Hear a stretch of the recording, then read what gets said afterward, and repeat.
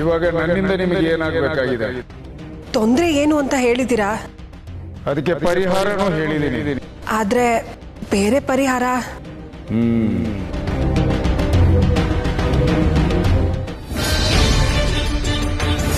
ನೀವೀಗ ಶಾಸ್ತ್ರವನ್ನು ಮಾಡದೆ ಅವರಿಬ್ಬರ ಸಂಸಾರವನ್ನು ಶುರು ಮಾಡದೆ ಇದ್ದರೆ ಅಪಾಯ ಕಟ್ಟಿಟ್ಟ ಬುತ್ತಿ.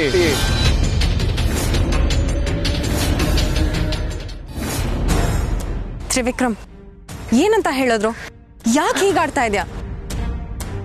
ನನಗಾಗ್ತಾ ಇಲ್ಲ. ಎಷ್ಟು ಅಂತ ನಾನು ಸಹಿಸ್ಕೊಳ್ಳಿ.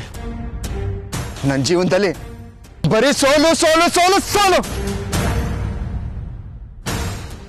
ನನ್ನ ಜೀವನದಲ್ಲಿ ನಂಟನ್ ಬರ್ತೆ ಅಂದ್ಕೊಂಡಿದ್ದೆ. ಅದು ಬರಲೇ ಇಲ್ಲ. ಶಿವಾನಿ ಅವರು ಅವ್ರ ಮನೆಗೆ ಹೋದಾಗ್ಲೇ ಎಷ್ಟೋ ಚೆನ್ನಾಗಿತ್ತು. ಆದ್ರೆ ಇವಾಗ ನಮ್ಮ ಮನೆಗೆ ಬಂದಿದ್ದಾರೆ. ಅವ್ರನ್ನ ನಮ್ಮಲ್ಲಿ ಪ್ರತಿ ಕ್ಷಣ ನೋಡಿದಾಗ್ಲೂ ಅವ್ರ ಕುತ್ತಿಗೆಲಿರೋ ತಾಳಿನ ಕಿತ್ತಾಕಿ ಅವ್ರನ್ನ ಪಡ್ಕೊಳ್ಳೋಣ ಅನ್ಸುತ್ತೆ. ಅಪ್ಪಿ ತಪ್ಪಿ ಕೂಡ ದುಡ್ಕಿ ಅಂತ ನಿರ್ಧಾರ ತಗೋಬೇಡ. ಯಾವ ನಿರ್ಧಾರ? ನಾನಿವಾಗ ಏನೇ ನಿರ್ಧಾರ ತಗೊಂಡ್ರು ಶಿವಾನಿ ಮಾತ್ರ ನಂಗೆ ಸಿಗಲ್ಲ. ಭರವಸೆ ಕಳ್ಕೋಬೇಡ. ಯಾವ ಭರವಸೆ? ಇನ್ನ ಎಷ್ಟು ದಿನ ಅಂತ ಇಟ್ಕೊಳ್ಳಿ? ಶಿವಾನಿ ತ್ರಿಶು ಸಂಸಾರ ಶುರು ಆದ್ಮೇಲೂನಾ? ಅದು ಆಗಲ್ಲ. ಆಗಲ್ವಾ? ಶಿವಾನಿ ತ್ರಿಶೂಲ್ ಸಂಸಾರ ಶುರು ಮಾಡಕ್ಕೆ ಮನೆಯವರೆಲ್ಲ ರೆಡಿ ಮಾಡ್ಕೊಂಡಿದ್ದಾರೆ. ಅಂದ್ರೆ ಇವತ್ತು ಅವರಿಬ್ಬರು ಫಸ್ಟ್ ನೈಟು.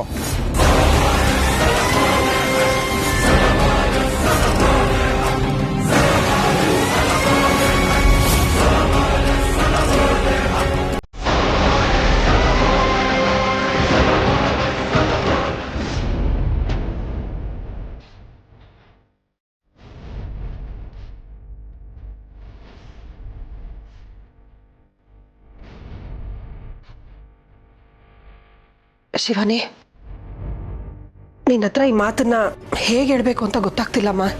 ಯಾವುದನ್ನು ನಾವು ಸೇರಿಸ್ಕೊಂಡು ಹೇಳ್ತಾ ಇಲ್ಲ. ಎಲ್ಲ ನಿನ್ ಕಣ್ಮುಂದೆನೆ ನಡೀತಾ ಇದೆ. ಈ ಸಮಯದಲ್ಲಿ ನಮ್ಗೇನ್ ಮಾಡ್ಬೇಕು ಅಂತ ಗೊತ್ತಾಗ್ತಾ ಇಲ್ಲ. ಎಲ್ಲ ನಮ್ ಕೈ ಮೀರ್ ನಡೆದೋಗಿದೆ. ನಿಮ್ಮಿಬ್ಬರ ಜಾತಕ ನೋಡಿ ಶಾಸ್ತ್ರಿಗಳು ಈ ತರ ಮಾತುಗಳನ್ನ ಆಡ್ತಾರೆ ಅನ್ನೋ ಕಲ್ಪನೆ ಕೂಡ ನಮ್ಗಿರ್ಲಿಲ್ಲ. ಅವ್ರು ಆಡಿದ ಮಾತಿಂದ ಈ ಮನೇಲಿ ಬಿರುಗಾಳಿನೇ ಹೇಳ್ತಾ ಇದೆ. ಅಂದ್ರೆ ನೀವ್ ಏನ್ ಹೇಳಕ್ ಬರ್ತಾ ಇದ್ದೀರಾ? ಒಂದ್ ಹೆಣ್ಣಿನ ಕುತ್ತಿಗೆ ತಾಳಿ ಅನ್ನೋದು ಬಿದ್ಮೇಲೆ ಸಂಸಾರ ಅನ್ನೋದು ಶುರು ಆಗ್ಲೇಬೇಕಮ್ಮ. ಸ್ವಾಮಿಗಳು ಅದನ್ನೇ ಹೇಳಿದ್ದು. ಅದ್ರಲ್ಲೂ ನೀವಿಬ್ರು ಸಂಸಾರ ಶುರು ಆಗ್ಲಿಲ್ಲ ಅಂದ್ರೆ ದೊಡ್ಡ ಅನಾಹುತ ಆಗುತ್ತೆ ಅಂತ ಹೇಳಿದ್ರು. ಈ ಮನೆಯಲ್ಲಿ ಅಲ್ಲೋಲ ಕಲ್ಲೋಲ ಆಗುತ್ತಂತೆ. ಈ ಮನೆಯಲ್ಲಿರೋ ಜೀವಕ್ಕೆ ಅಪಾಯ ಇದೆ ಅಂತ ಹೇಳ್ತಿದ್ದಾರೆ. ಎಲ್ಲ ನೀನೇ ಕೇಳಿಸ್ಕೊಂಡಿದ್ಯಾ. ಈಗ್ಲೂ ಸಂಸಾರ ಶುರು ಆಗಿಲ್ಲ ಅಂದ್ರೆ ಈಗ ನಾನು ನಿಮ್ಮ ಮಾತುಗೊಪ್ಪಿ ಸಂಸಾರ ಶುರು ಮಾಡ್ಬೇಕಾ? ನಾವ್ ಆತರ ಹೇಳ್ತಿಲ್ಲಮ್ಮ. ನಿಮ್ ಮಾತಿನ ಅರ್ಥ ಅದೇನೆ. ಶಿವಾನಿ, ಬೇಜಾರ್ ಮಾಡ್ಕೊಂಬೇಡಮ್ಮ. ನೀನ್ ಈ ಮನೆಗೆ ಬರಕ್ ಮುಂಚೆ ಯಾವುದೇ ವಿಷಯಕ್ಕೂ ಒತ್ತಾಯ ಮಾಡಬಾರ್ದು ಅಂತ ಹಾಕಿ ಷರತ್ತು ನಮ್ಗಿನ್ನೂ ನೆನಪಿದೆ. ನಾವದನ್ನ ಮರೆತು ಮಾತಾಡ್ತಾ ಇಲ್ಲ. ಹಠ ಮಾಡಿ ನಿನ್ನ ಒಪ್ಪಿಸ್ಬೇಕು ಅನ್ನೋ ಉದ್ದೇಶನೂ ಇಲ್ಲ ನಮ್ಗೆ. ಮೊದ್ಲೇ ತ್ರಿಶೂಲ್ ಜೊತೆಲಿ ಮದ್ವೆ ಆಗಿರೋದು ನಿನ್ಗೆ ಇಷ್ಟ ಇಲ್ಲ. ಅಂಥದ್ರಲ್ಲಿ ಅವನ ಜೊತೆಲಿ ಸಂಸಾರ ಮಾಡು ಅಂತ ನಿನ್ಗೆ ಒತ್ತಾಯ ಮಾಡಿದ್ರೆ ನಿನ್ಗೆ ಎಷ್ಟು ಹಿಂಸೆ ಆಗುತ್ತೆ ಅನ್ನೋದು ಹೆಣ್ಣಾಗಿ ನಮಗೂ ಅರ್ಥ ಆಗುತ್ತಮ್ಮ.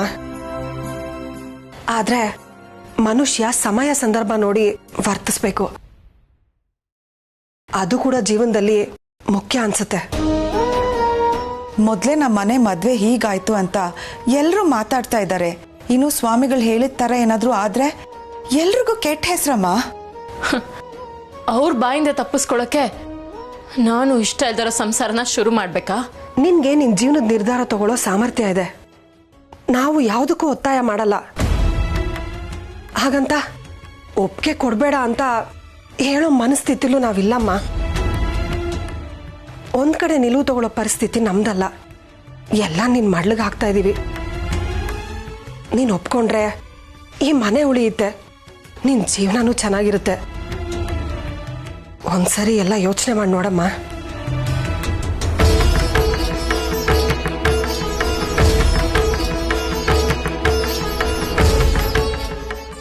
ಶಿವಾನಿ,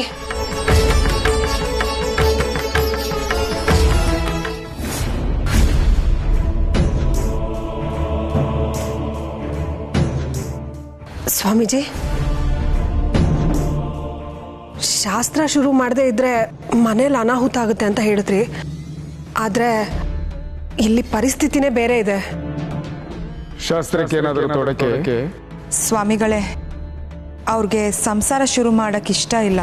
ಇಬ್ಬರಲ್ಲೂ ಹೊಂದಾಣಿಕೆ ಇಲ್ವಾ? ಸ್ವಾಮೀಜಿ, ಅವರಿಬ್ಬರ ಮದ್ವೆ ನಾವು ನಿಶ್ಚಯ ಮಾಡಾಗಿದ್ದಲ್ಲ. ಅದ್ ನಿಮ್ಗೂ ಗೊತ್ತು.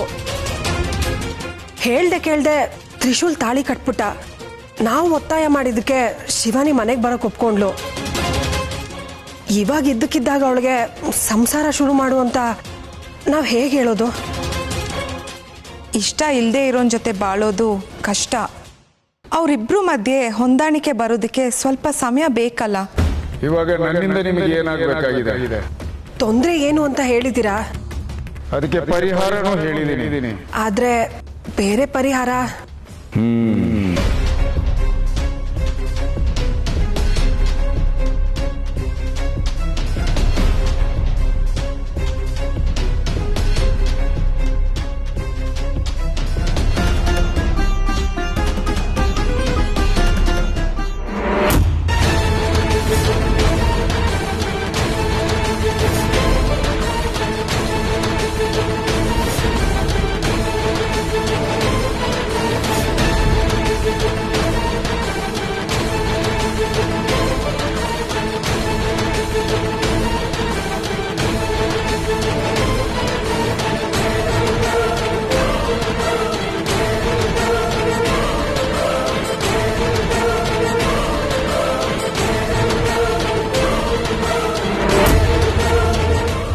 ಸ್ವಾಮಿಗಳೇ, ಏನಿದು? ಕೌಡೆಗೆ ಬೆಂಕಿ ಹತ್ತಿದೆ. ಏನಿದ್ರ ಅರ್ಥ? ನನಗೂ ಇದು ಹೊಸತು. ಇಷ್ಟು ವರ್ಷದ ಅನುಭವದಲ್ಲಿ ಯಾವತ್ತೂ ಹೀಗಾಗಿರಲಿಲ್ಲ. ಈ ಮನೆಯಲ್ಲಿ ಏನೋ ಒಂದು ಸಮಸ್ಯೆ ಇದೆ. ಅದೇನ್ ಸಮಸ್ಯೆ ಸ್ವಾಮೀಜಿ? ಬೆಂಕಿ ಹೊತ್ತುಕೊಂಡಿದೆ ಅಂದಮೇಲೆ ಈ ಮನೆನ ಅಗ್ನಿ ಹಿಂಬಾಲಿಸ್ತಾ ಇದೆ. ಅಗ್ನಿ ಅಂದ್ರೆ ಯಾವುದೋ ದ್ವೇಷ ಕೂಡ ಇರಬಹುದು. ಅದು ಕೂಡ ಬೆಂಕಿನೇ, ಒಡಲ ಬೆಂಕಿ. ಈ ಮನೆ ಮೇಲೆ ಯಾರು ದ್ವೇಷ ಕಟ್ಕೋತಾರೆ? ಎಲ್ರಿಗೂ ಒಳ್ಳೇದ್ ಬಯಸೋ ಮನ್ಸುಗಳು ನಮ್ದು. ಅದು ಈ ಜನ್ಮದ ದ್ವೇಷವೂ ಆಗಿರಬಹುದು, ಹೋದ ಜನ್ಮದ ದ್ವೇಷವೂ ಆಗಿರಬಹುದು. ಒಂದು ನೆನಪಿಟ್ಕೊಳ್ಳಿ, ಮನುಷ್ಯನ ಅವಶೇಷ ಆದ್ಮೇಲೆ ಶೇಷ ಉಳ್ಕೊಂಡಿರುತ್ತೆ. ಸ್ವಾಮೀಜಿ, ಇವಾಗ ಏನ್ ಮಾಡೋದು? ಯಾವ ದ್ವೇಷ? ಏನಾಗ್ತಿದೆ? ನನಗೂ ತಿಳಿಯುತ್ತಿಲ್ಲ. ನೀವು ಮೊದಲು ಶಾಸ್ತ್ರದ ಬಗ್ಗೆ ಗಮನ ಕೊಡಿ. ನಮ್ ಕಷ್ಟಗಳನ್ನ ನಾವು ಹೇಳ್ಕೊಂಡ್ವಿ, ಬೇರೆ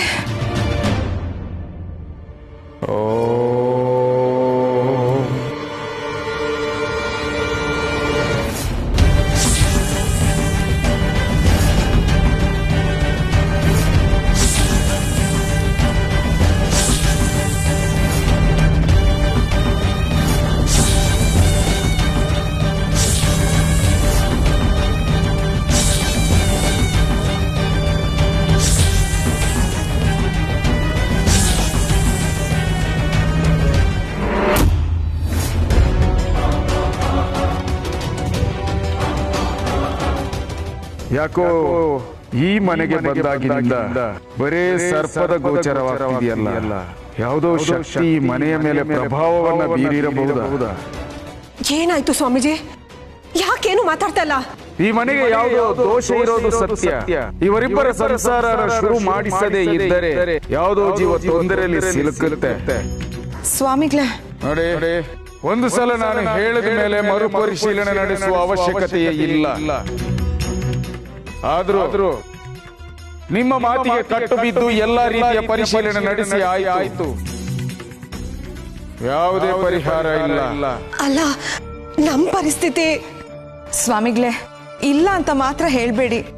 ಎದುರಾಗುವ ಕಂಟಕಗಳಿಗೆ ಕಾರಣಗಳನ್ನು ಕೊಡುವುದು ಸಮಂಜಸವಲ್ಲ. ನೀವೀಗ ಶಾಸ್ತ್ರವನ್ನು ಮಾಡದೆ ಅವರಿಬ್ಬರ ಸಂಸಾರವನ್ನು ಶುರು ಮಾಡದೆ ಇದ್ದರೆ ಅಪಾಯ ಕಟ್ಟಿಟ್ಟ ಬುತ್ತಿ. ಸಾವು ಕೊರಳನ್ನು ಸುತ್ತಿಕೊಳ್ಳುತ್ತಿದೆ. ಎಚ್ಚರ! ನೀವು ಈ ವಿಷಯದಲ್ಲಿ ನಿರ್ಲಕ್ಷ್ಯ ತೋರಿಸಿದರೆ ಈ ಮನೆಯ ಸರ್ವನಾಶ ಖಂಡಿತ. ಸ್ವಾಮಿಗಳೇ, ಸ್ವಾಮಿಗಳೇ, ಮಧು, ಏನು ಹೀಗಾಗೋಯ್ತು? ಅವ್ರು ಹೇಳ್ದಾಗಾದ್ರೆ ಈ ಮನೆ ಗತಿ ಏನು? ನೆನ್ಸ್ಕೊಂಡ್ರೆ ಭಯ ಆಗ್ತಾ ಇದೆ.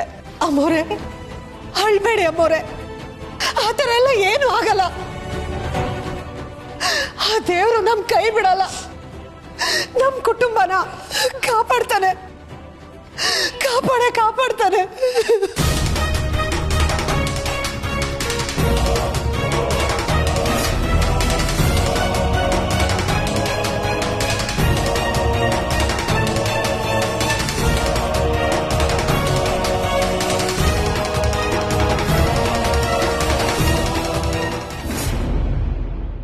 ಇದು ಶಿವಾನಿ ಜಾತಕ ಅಲ್ಲ, ಜಾತಕ ತಪ್ಪಾಗಿದೆ. ಈ ಜಾತಕಕ್ಕೂ ಅವಳ ಮುಖ ಲಕ್ಷಣಕ್ಕೂ ಹೋಲಿಕೆ ಆಗ್ತಿಲ್ಲ. ಈ ಜಾತಕ ಇಟ್ಕೊಂಡು ಅವಳ ಭವಿಷ್ಯದ ಬಗ್ಗೆ ಏನು ಹೇಳಕ್ಕಾಗಲ್ಲ. ಇವಳ ಬದುಕಲ್ಲಿ ಸರ್ಪದೋಷದ ಸೂಚನೆ ಸಿಗ್ತಾ ಇದೆ.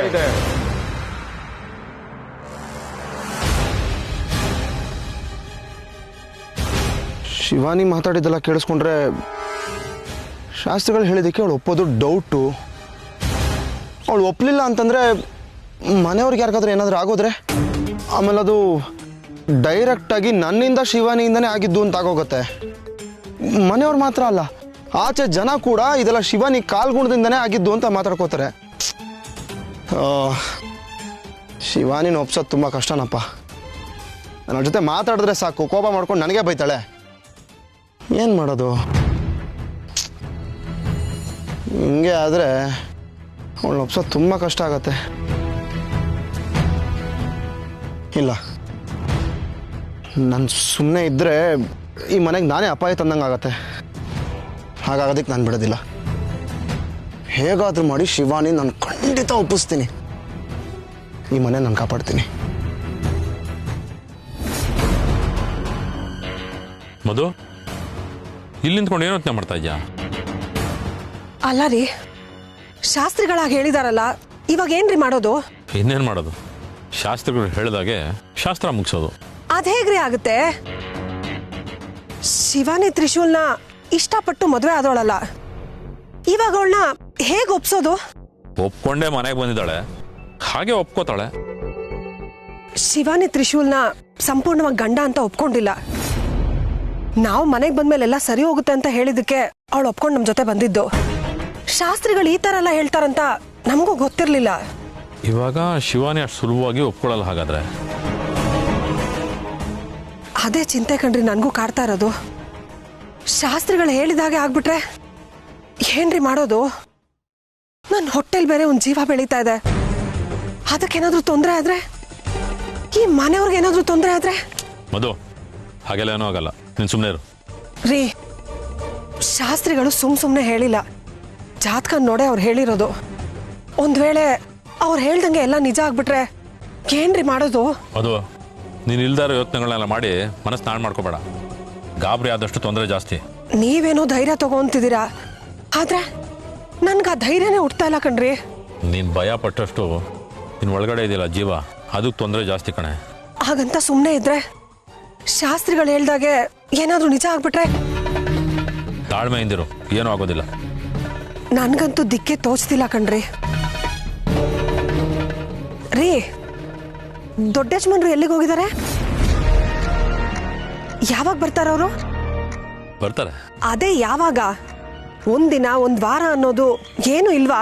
ಅವ್ರು ಮಾಡ್ಬೇಕಾಗಿರೋ ಕೆಲಸ ತುಂಬ ಇದೆ ಕಣೆ. ಅವ್ರು ಇಷ್ಟೇ ದಿನಕ್ಕೆ ವಾಪಸ್ ಬರ್ತಾರೆ ಅಂತ ಹೇಳಕ್ಕಾಗೋದಿಲ್ಲ. ರೀ, ದೊಡ್ಡ ಯಜಮಾನ್ರು ಇದ್ದಿದ್ರೆ ಪರಿಸ್ಥಿತಿನ ಸರಿಯಾಗಿ ನಿಭಾಯಿಸ್ತಾ ಇದ್ರು. ಹೌದು, ಯಜಮಾನ್ರು ಇರಬೇಕಾಗಿತ್ತು. ಇದ್ದಿದ್ರೆ ಎಲ್ಲ ಸರಿ ಹೋಗೋದು. ಆದರೆ ಅವ್ರು ಇಲ್ವಲ್ಲ, ಬರೋವರೆಗೂ ಕಾಯ್ಬೇಕಷ್ಟೆ.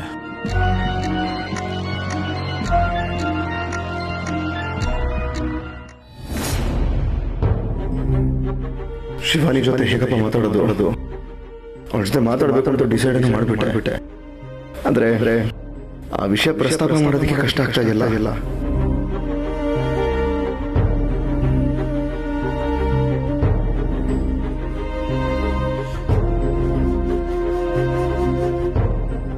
ಶಿವಾನಿ, ಹಿಂಸೆ ಕೊಡ್ಬೇಡ ತ್ರಿಶೂಲ್. ಶಿವಾನಿ, ನಾನು ನಿಂಗೆ ಹಿಂಸೆ ಕೊಡಕ್ಕೆ ಬಂದಿಲ್ಲ. ನಾನು ಒಂಟಿಯಾಗಿದ್ರು ನನ್ನ ಕಣ್ಮುಂದೆ ಕಾಣಿಸ್ಕೊಂಡು ಯಾಕೆ ಕಾಟ ಕೊಡ್ತಿದ್ಯಾ? ದಯವಿಟ್ಟು ನನ್ನ ಬಿಟ್ಬಿಡು. ಶಿವಾನಿ, ನಿನ್ನ ಕಾಟ ಕೊಡಬೇಕು ಅನ್ನೋ ನನ್ನ ಉದ್ದೇಶ ಅಲ್ಲ. ನಿನ್ನನ್ನು ಪ್ರೀತಿಸಿ ಮದುವೆ ಆಗಿದ್ದೀನಿ, ಹಾಗಂತ ನಿನ್ನನ್ನು ಪಡ್ಕೊಳ್ಳೋದು ನನ್ನ ಹಠ ಅಲ್ಲ. ಅಲ್ಲಿ ಸ್ವಾಮೀಜಿ ಏನೋ ಆ ಥರ ಎಲ್ಲ ಹೇಳ್ಬಿಟ್ರು, ಆದ್ರೆ ಈ ಬೇಡ, ಏನು ಮಾತಾಡದೆ ಇಲ್ಲಿಂದ ಹೊರಟೋಗು. ಶಿವಾನಿ ಪ್ಲೀಸ್, ನನಗೆ ಮಾತಾಡೋಕೆ ಅವಕಾಶ ಕೊಡ್ತೀಯಾ? ಎಲ್ಲ ಅವಕಾಶಗಳನ್ನು ನೀನೇ ಕಳ್ಕೊಂಡಿದ್ಯಾ. ಶಿವಾನಿ, ನನಗೋಸ್ಕರ ಅಲ್ಲದೆ ಇದ್ರು ಮನೆಯವ್ರಿಗೋಸ್ಕರ ಆದ್ರೂ ನನ್ನ ಮಾತು ಕೇಳ್ತೀಯಾ ಪ್ಲೀಸ್? ನೋಡು, ನಾನು ನಿನಗೆ ತಾಳಿ ಕಟ್ಟಿದ್ದೀನಿ ಅನ್ನೋ ಕಾರಣಕ್ಕೆ ನಿನ್ನ ಮೇಲೆ ಅಧಿಕಾರ ಚಲಾಯಿಸ್ತಾ ಇಲ್ಲ, ಅಥವಾ ಸ್ವಾಮಿಗಳು ಹೇಳಿರೋ ಮಾತುಗಳಿಂದ ನಾನು ಟೆನ್ಷನ್ ಆಗೋ ನಿನ್ನ ಹತ್ರ ಮಾತಾಡ್ತಾ ಇಲ್ಲ. ಇದು ಪರ್ಸನಲ್ ಮ್ಯಾಟ್ರು, ಯೋಚನೆ ಮಾಡಬೇಕು. ನಾನ್ ನಿರ್ಧಾರ ಮಾಡಾಗಿದೆ. ಯಾವ ಯೋಚನೆನೂ ಬೇಕಾಗಿಲ್ಲ, ಬೇರೆ ಮಾತು ಬೇಡ. ಇಲ್ಲಿಂದ ಹೊರಟೋಗು ತ್ರಿಶೂಲ್. ಅಲ್ಲ ಶಿವಾನಿ, ತ್ರಿಶೂಲ್ ಹೋಗು ಅಂದೆ.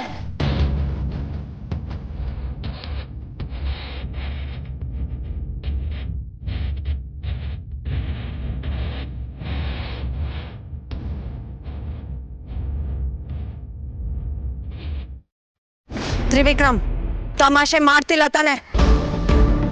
ಈ ತಮಾಷೆ ಮಾಡೋ ವಿಷಯನ ಯಾರಾದ್ರೂ ತನ್ನ ಗರ್ಲ್ ಫ್ರೆಂಡ್ ಬಗ್ಗೆ ಹೀಗೆಲ್ಲ ಮಾತಾಡ್ತಾರ? ಶಿವಾನಿ ಇದಕ್ಕೆ ಹೇಗೆ ಒಪ್ಕೊಂಡ್ಲು? ಅವಳೇನು ಉತ್ತರ ಕೊಡ್ಲಿಲ್ವಾ ಇದಕ್ಕೆ? ಇಲ್ಲ, ನಾನು ಬರೋವರೆಗೂ ಅವ್ರಿಗೆ ಏನೂ ಉತ್ತರ ಕೊಟ್ಟಿರ್ಲಿಲ್ಲ. ಕೊಡಬಾರ್ದು, ಕೊಡ್ಲೇಬಾರ್ದು. ನಾನು ಅವ್ರನ್ನ ನಂಬಿದ್ದೀನಿ. ಶಿವಾನಿ ಇದಕ್ಕೆ ಒಪ್ಕೊಳ್ಳಲ್ಲ ಅನಿಸ್ತಿದೆ. ಅವಳ ಮನ್ಸಲ್ಲಿರೋ ಪ್ರೀತಿನೇ ಬೇರೆ.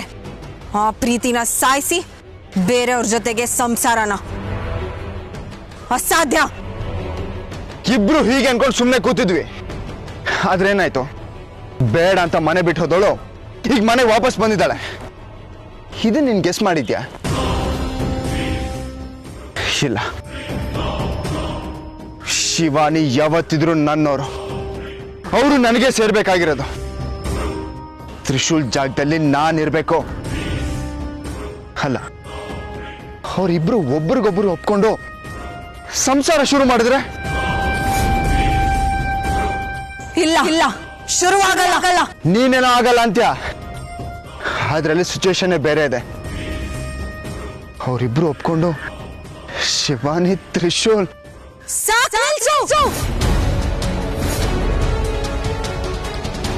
ಹಾಗೇನಾದ್ರೂ ಆದ್ರೆ ನನ್ನ ಆದಿಶೇಷ ನನಗೆ ಯಾವತ್ತೂ ಸಿಗೋದಿಲ್ಲ. ನನ್ನ ಆದಿಶೇಷನನ್ನ ಅವಳ ಜೊತೆಗೆ ಕಲ್ಪನೆನೂ ಕೂಡ ಮಾಡ್ಕೊಳಕ್ ಸಾಧ್ಯ ಇಲ್ಲ ನನಗೆ. ಮಾಯಂಗನೆ, ಏನ್ ಯೋಚನೆ ಮಾಡ್ತಾ ಇದ್ಯಾ? ನನಗೆ ಎಲ್ಲಿ ರಕ್ತ ಕುದೀತಾ ಇದೆ.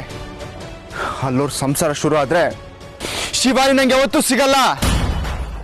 ನಿನ್ನೆ ಮೊನ್ನೆ ಶುರುವಾಗಿರೋ ಪ್ರೀತಿಗೆ ಹೀಗೆ ಹೇಳ್ತಾ ಇದೆಯಾ? ನಂದು 23 ವರ್ಷದಿಂದ ಕಾದಿರೋ ಪ್ರೀತಿ ಇನ್ ನಾನ್ ಹೇಗೆ ಹೇಳ್ಬೇಕು? ನಾನು ಆದಿಶೇಷನ ಪ್ರೀತಿ ಕಳ್ಕೊಳ್ಳಲ್ಲ. ಮಾಯಾ, ಅವರಿಬ್ರು ಯಾವತ್ತೂ ಸೇರ್ಬಾರ್ದು. ಶಿವಾನಿ ಇದಕ್ಕೆ ಒಪ್ಕೋಬಾರ್ದು. ಒಪ್ಪಲ್ಲ. ಅವ್ರ ಸಂಸಾರ ಶುರುವಾಗಲ್ಲ. ಯಾವುದೇ ಕಾರಣಕ್ಕೂ ಶಿವಾನಿ ಮನ್ಸಿನಲ್ಲಿ ಆ ಯೋಚನೆ ಕೂಡ ಬರಲ್ಲ.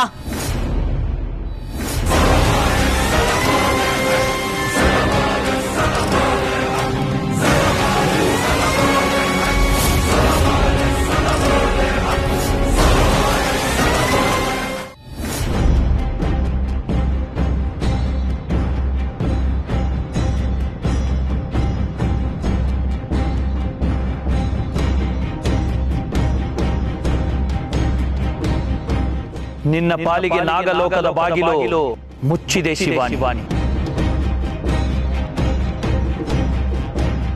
ಪರಮೇಶ್ವರ, ಏನಾಗ್ತಿದೆ ನನ್ನ ಬದುಕಲ್ಲಿ?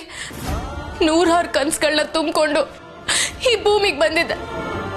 ನನ್ನ ಕನ್ಸುಗಳೆಲ್ಲ ನೆರವೇರೋ ಹೊತ್ತಿಗೆ ಈ ತ್ರಿಶೂಲ್ ಬಂದು ನನ್ನ ಕೊಳ್ಳಕ್ಕೆ ತಾಳಿ ಕಟ್ಟಿ ಎಲ್ಲಾನು ತಡೆ ಹಿಡಿದ್ಬಿಟ್ಟ. ಕನ್ಸುಗಳಿರ್ಲಿ, ನನ್ನ ಜೀವನನೇ ನಿಂತು ಬಿಡ್ತು. ಯಾಕೆ ನನ್ನ ಹೀಗೆ ಕಷ್ಟಕ್ಕೆ ನೂಗ್ತಿದ್ಯಾ ಪರಮೇಶ್ವರ? ಆಗಿರೋ ಗಾಯದ ಮೇಲೆ ಯಾಕೆ ಬರ ಎಳಿತಿದ್ಯಾ? ಆಗ್ತಿಲ್ಲ, ನನ್ನ ಕೈಲಿ ಆಗ್ತಿಲ್ಲ. ಎಲ್ಲರೂ ಕೇಳೋ ಪ್ರಶ್ನೆಗೆ ನನಗೆ ಉತ್ತರ ಕೊಡೋಕೆ ಆಗ್ತಿಲ್ಲ. ಉತ್ತರ ಕೊಡೋದಕ್ಕೆ ನನ್ನ ಹತ್ರ ಯಾವ ಉತ್ತರನೂ ಇಲ್ಲ.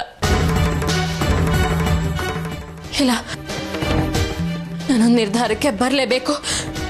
ಆ ನಿರ್ಧಾರ ನಿನ್ನ ಸೂಚನೆನೇ ಆಗಿರ್ಬೇಕು. ನಿನ್ನ ಪರಿಹಾರನೇ ನನ್ನ ಜೀವನದ ಮುಂದಿನ ನಡೆ. ನನಗುತ್ತರ ಬೇಕೇ ಬೇಕು.